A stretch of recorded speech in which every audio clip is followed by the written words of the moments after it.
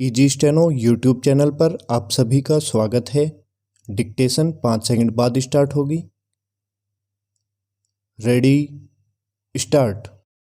महंगाई और बेरोजगारी के खिलाफ हल्ला बोल रैली के जरिए कांग्रेस अपनी शक्ति का प्रदर्शन करने में तो सफल रही, लेकिन यह कहना कठिन है कि इस प्रदर्शन से वह अपनी राजनीतिक अहमियत बढ़ा सकेगी।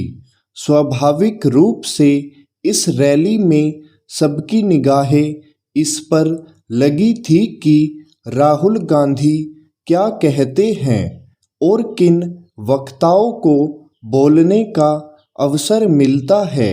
राहुल गांधी ने अपने चिर परिचित अंदाज में रैली को संबोधित किया, लेकिन उनके भाषण में ऐसी कोई बात नहीं थी जिसे वह पहले न कहते रहे हो। सदैव की तरह उन्होंने महंगाई और बेरोजगारी के साथ अन्य अनेक समस्याओं के लिए प्रधानमंत्री को जिम्मेदार ठहराया और यह पुराना आरोप नए सिरे से दोहराया कि वह चंद उद्यमियों के लिए काम कर रहे हैं।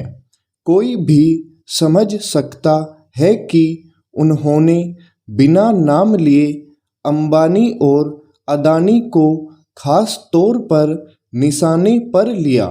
यह काम वह पिछले लोकसभा चुनाव के समय से ही करते चले आ रहे हैं। यह वही जान सकते हैं कि इससे उन्हें क्या लाभ मिल रहा है।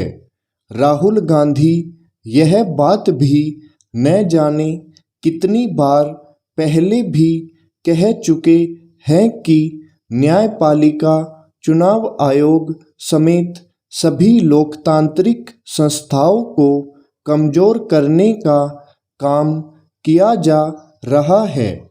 उनकी यह बात भी नई नहीं है कि मोदी सरकार देश में डर और नफरत का माहौल बना रही है।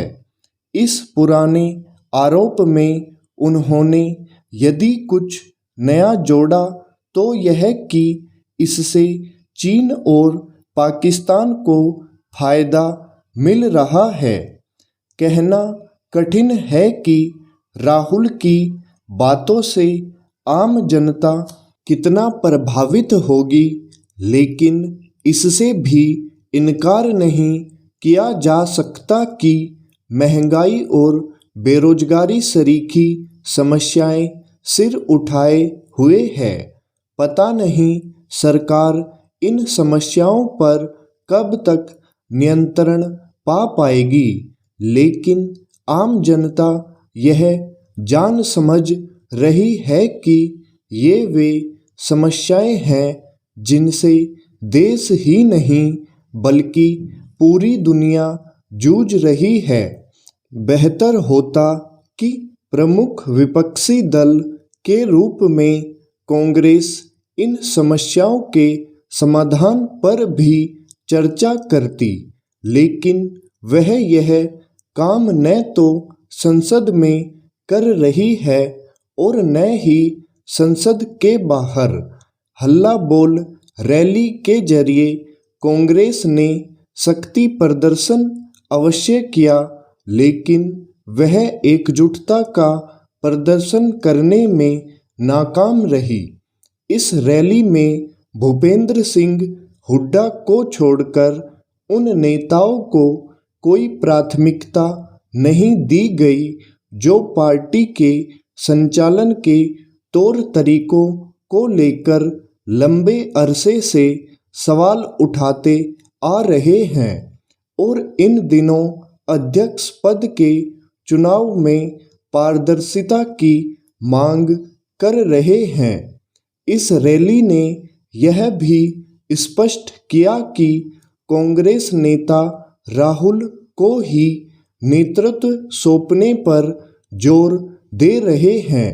पता नहीं राहुल अध्यक्ष पद का चुनाव लड़ेंगे या नहीं, लेकिन यदि वह नहीं भी लड़ते तो आसार इसी के है कि नेतृत्व गांधी परिवार के पसंदीदा नेता को ही मिलेगा।